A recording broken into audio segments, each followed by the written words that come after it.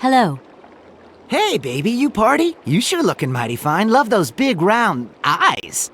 Just who do you think you are? Hey, spunky. I'd like that in a lady. Okay, I'm hooked. Come on, Zol. I'll let you buy me that coffee. I don't remember ever asking.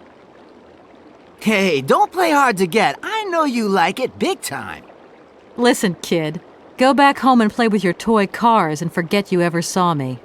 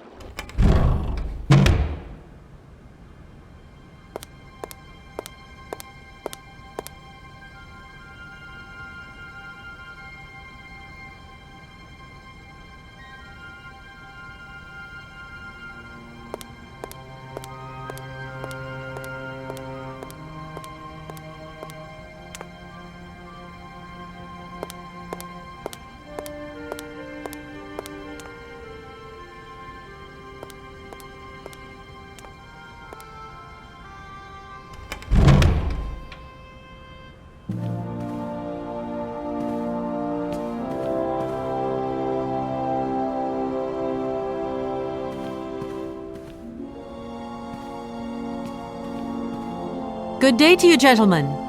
Tell me, young lady, to what do we owe this pleasure? Please do be brief. We do not have very much time on our hands.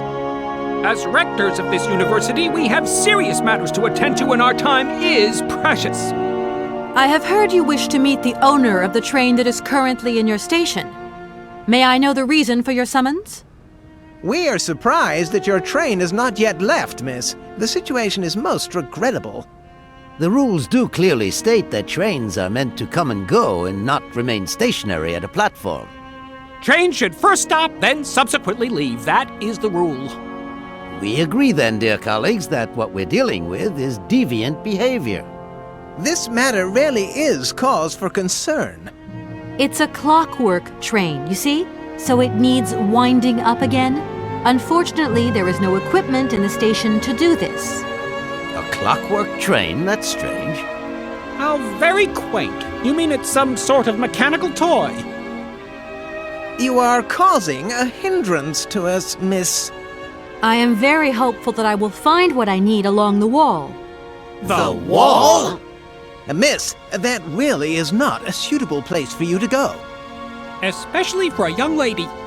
You see, miss, we freely admit that every day we praise the existence of that particular edifice. We owe the integrity of our dear university and the fine education it provides to the wall. It protects us from harm and invasion from the unknown. May God protect us from what is beyond those ramparts, miss. Please believe me. I don't have any choice. I must continue my journey. Such a decision is a correct one since it's in line with regulations. Thus, your train will indeed be able to leave. And consequently cease to obstruct our station. I haven't introduced myself. My name is Kate Walker. Walker, haven't we already had a Miss Walker? Ethnology Masters, September 1953, if my memory serves me correctly. Perfectly well, my dear colleague. But if I may be so bold, it was a Mr. Walker and not a Miss. It was Bill Walker, sat this June 68 exams. The impudent fool turned up for the oral assessment in jeans, flouting strict internal regulations which explicitly state the required uniform for the occasion. Pure incitement. It was scandalous. Sadly, we have seen worse since. Young people lack all respect of traditional values. Tradition, young lady. One must always uphold tradition. Can you possibly help me out here? Miss, your insistence is almost verging on indecency. We cannot constantly be at your disposal. We have many other requests to attend to. If you don't mind, could you not disturb us all the time? Thank you. Does the name Hans Vorarlberg mean anything to you by chance? Ah, one of the brightest, most idealistic intellects to have graced our university. Hans Vorarlberg. I remember speaking to him once. I was still a student at the time. He just stared at me, lost in thought for a while. He scarcely ever said a word. But how can one forget him? Idealistic? I'll grant you that, but bright? Oh, don't go too far. He was completely incapable of passing any exams. All he ever did was to sit in on lessons, and not many of them either. Paleontology, mainly. He had an unhealthy passion for mammoths, which matched the state of his intellect perfectly. That is to say, prehistoric. Prehistoric? How dare you? A little far-fetched, maybe. But he did have flashes of intellectual brilliance, comprehensible only to high-minded scholars who hold no score by appearances. My dear colleague, your hasty conclusions are somewhat cavalier. My assessment is wholly accurate. The boy was a little odd. You must concur if my father, who was rector of the university at the time, had not shown great indulgence towards him. Hans Vorarlberg would have never attended this establishment. What about the bandstand, then? Is that the work of a deranged mind? Even after all these years, you are still jealous of it. My dear colleagues, I beseech you, let's show some decorum. We have a visitor. What do you want with Hans Vorarlberg, miss? Are you a member of his family? No, not at all. I'm looking for him to clear up an inheritance matter. Is he still here? What? Here? At the university? No, not at all. He left a long time ago. Yes, a very long time ago. The very year I was nominated to this position, in fact. Almost 50 years ago already. The poor soul moved on once he learned all he needed to know about mammoths. Ah, this establishment was never quite the same after his departure, it must be said. You mean to say it was never as bad? All that oddball brought to this university was his misplaced fantasies. Gentlemen, let's try to retain the calm and level-headedness that befits our position. Excuse me. Miss, we find ourselves terribly put out by the presence of your train in our station and by its recurrent immobility. Indeed, the situation is very regrettable. Your huge locomotive is very cumbersome. A train should first stop, then subsequently leave. That is the rule. That idea of the station aviary is really very original. It's the pride of our university. One of the specialties taught here is zoology, you see, and more particularly, ornithology. Proper study and instruction should not be limited to books. Observation of living matter is indissociable from theoretical questions. It contains some very rare specimens that have been brought back from far-away, exotic countries, especially for our university, by the world's most intrepid explorers. Do you remember Alexander Valenbois and his peculiar bird? Absolutely. His gift produced some very embarrassing long-term consequences. A poison chalice indeed. It must be said the situation could have been much worse, however. Oh, yes, it could have been terribly problematic.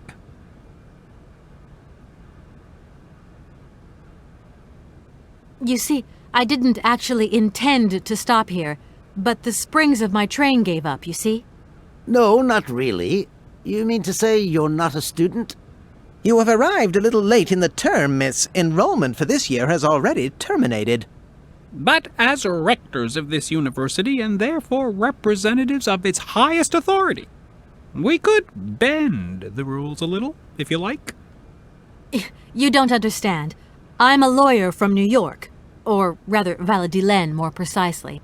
My client wants to buy out an old mechanical toy factory, but its heir isn't actually dead and is living somewhere in Syberia.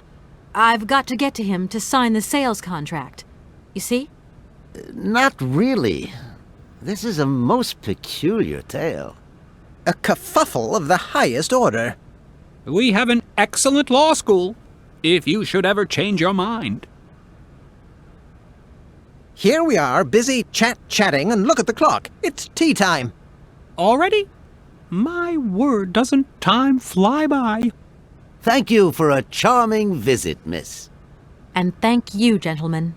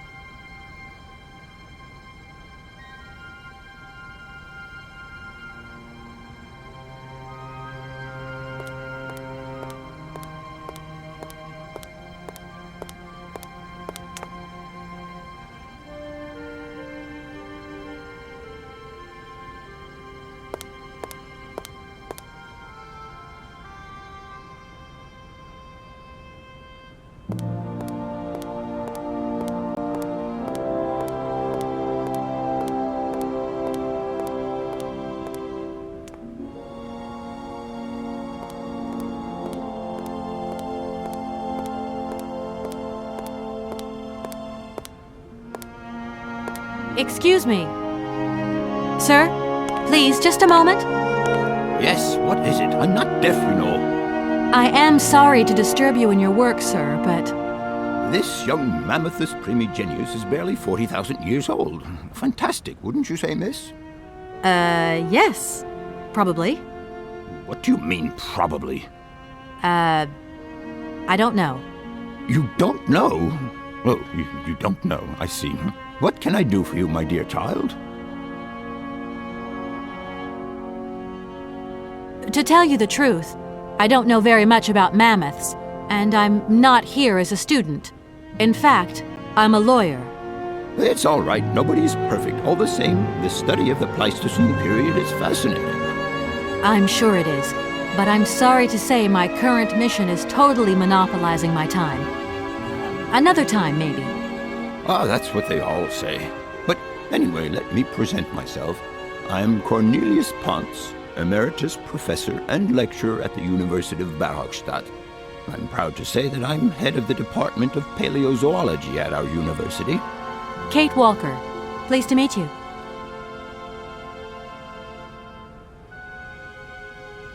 I feel I've lost my way a little here.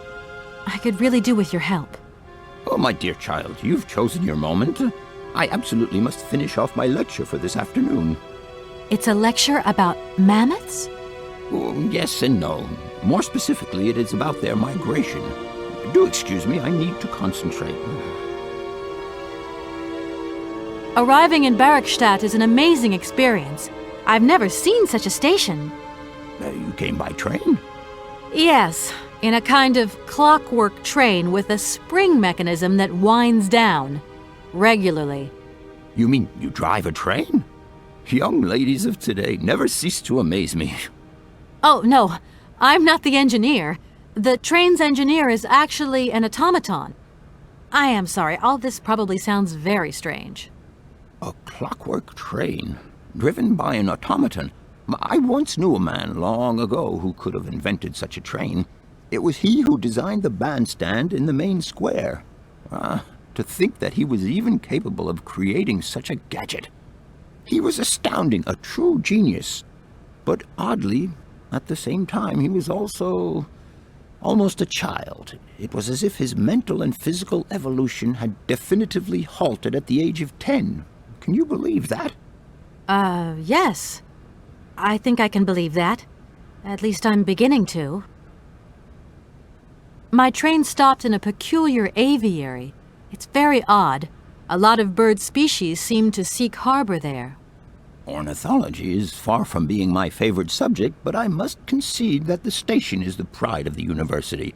It was initially intended for teaching purposes, but then birds started arriving from all around the world. It seems that there are still rare species breeding there and flourishing. Are there? Can you give me an example?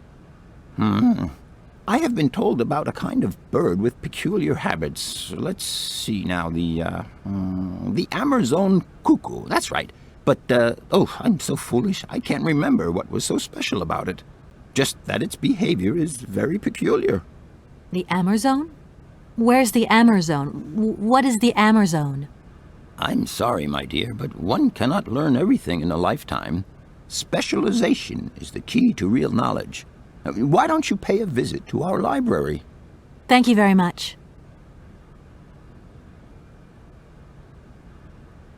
To tell you the truth, I'm looking for Mr. Hans Vorarlberg.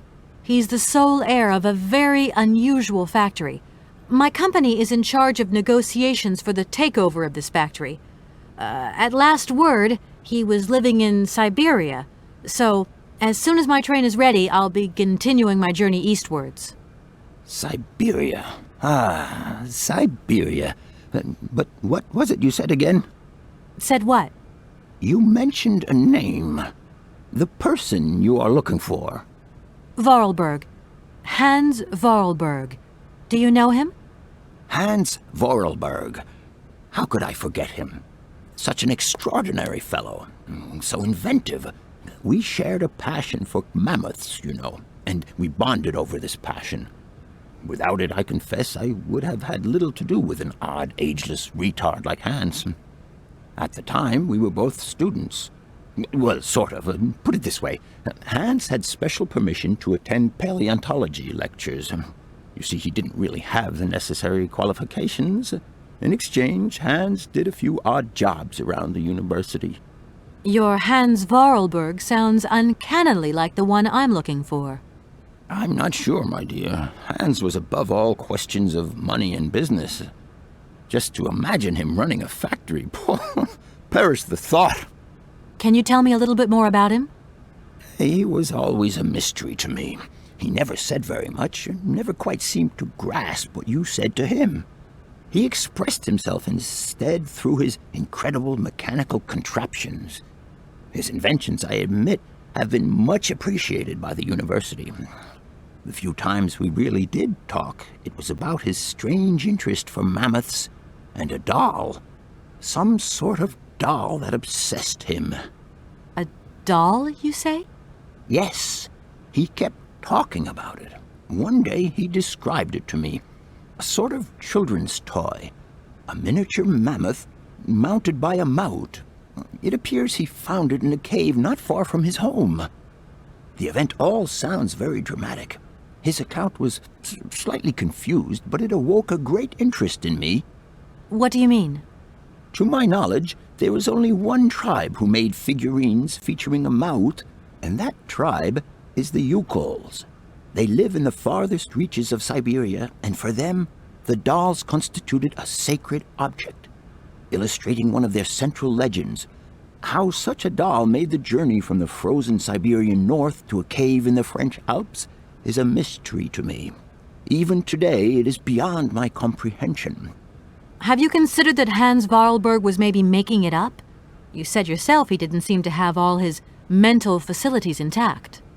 No, that's impossible. Hans couldn't invent the story like that.